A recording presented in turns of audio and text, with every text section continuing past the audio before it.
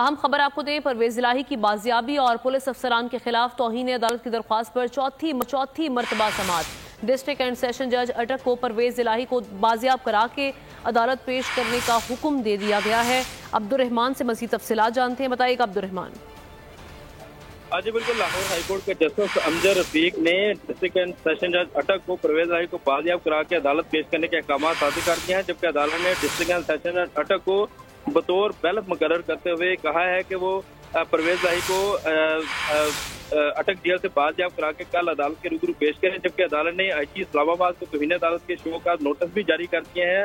اور عدالت نے اس کیس کی سماعت کل تک کے لیے ملتوی کی ہے۔ عدالت نے ریمانڈ دیتے ہوئے کہا ہے کہ آئی جی اسلام آباد آ کر عدالت کو آگاہ کریں تحریری طور پر کہ انہیں عدالت کا حکم ملنے کے باوجود پرویز الہی کو کیوں یہاں سے لے کر گئے، جبکہ عدالت نے عدالتی حکم پر آئی جی پنجاب ہیں وہ عدالت کے روبرو پیش ہوئے اور انہوں نے عدالتی افطار پر بتایا کہ سبسکرائب کریں اور بیل دبائیں تاکہ کوئی خبر رہ نہ جائے۔